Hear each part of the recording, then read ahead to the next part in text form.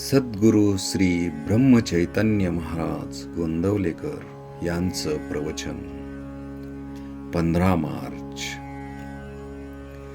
उपाधिरहित मी म्हणजेच भगवंत. ब्रह्माचे निरूपण सांगता येण्यासारखे नसते. साखर खाल्ल्याशिवाय तिची गोडी कळत नाही.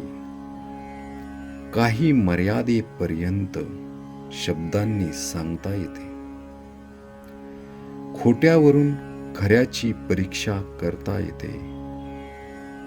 तसे माया ज्याला कळली त्याने ब्रह्म जाणले म्हणून समजावे. पण मी माया रूपच जर झालो तर ती कशी ओळखावी बरे? सत्यावर छाया पडली तीच माया झाली.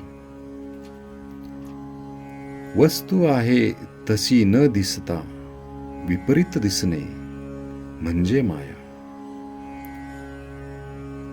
तेव्हा मायेच्या तावडीत सापडल्यावर सत्य आणि परमात्म्य स्वरूप असणारे ब्रह्म जाणणे कसे शक्य होणार? जी जगते मरते ती माया. माया म्हणजे माया ही नासणारी आहे, भंगणारी आहे. शाश्वत आनंदापासून जी मला दूर करते ती माया. भगवंतापासून मला जी दूर सारते ती माया. म्हणूनच ज्याने शाश्वत सुख मिळते, जे मायेच्या पकडीतून सुटण्याचा मार्ग दाखविते, तेच खरे तत्वज्ञान होय. एक भगवंतच फक्त सत्य स्वरूप आहे. त्याच्यासाठी जे जे करणे ते ते सत्य होय. मी देवाचा आहे हे कळणे याचे नाव आत्मनिवेदन होय. आत्मनिवेदन म्हणजे देवाला ओळखणेच होय. म्हणजेच मायेला दूर सारणे.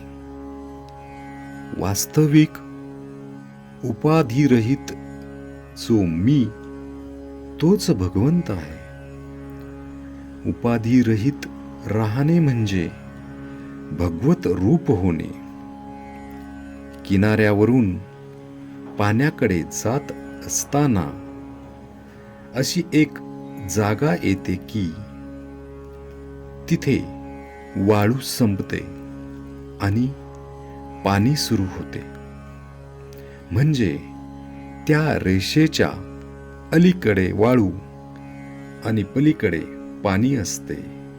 ही मधली स्थिती म्हणजे तुर्यावस्था होय. इथे मी ब्रह्म आहे अशी जाणीव राहते. निर्गुण परमात्मा आणि ही सगळी सृष्टी यांना जोडणारी साखळी असेल तर तो ओंकार होय. म्हणून परमार्थामध्ये कोणत्याही साधनाने जडाचा निराश करता करता शेवटी ओंकारापर्यंत येऊन थांबावे लागेल. म्हणजे प्रत्येकाला नामासीच यावे लागेल. 10 माणसे उभे केली त्यातली 9 ही नव्हेत म्हणून बाजूला सारली. 10वा राहिला तोच खरा. त्याप्रमाणे हे नाही ते नाही झाल्यावर जे शेवटी उरले ते ब्रह्मच होय. भगवंत गीतेमध्ये अर्जुनाला म्हणतात, तू ज्ञानी असशील तर समाधानात राहा, पण तू तसा नसशील तर मग उगीच ज्ञानाच्या गोष्टी सांगू नकोस आणि कोणाचे तरी म्हणजे अर्थात ज्ञानी माणसाचे ऐक आणि त्याप्रमाणे वाग. याचा साधा अर्थ असा की आपण संतांना शरण गेले पाहिजे. सर्व सृष्टीच्या दृष्टीने आपण आणि आपला प्रयत्न अगदी पदार्थ आहे. म्हणजे खऱ्या अर्थाने निमित्त मात्र आहोत. म्हणून आपल्या आयुष्यात आपल्या वाट्याला येणारी चांगली अगर वाईट कर्मे ही ईश्वराचे मनोगत आहे असे समजावे.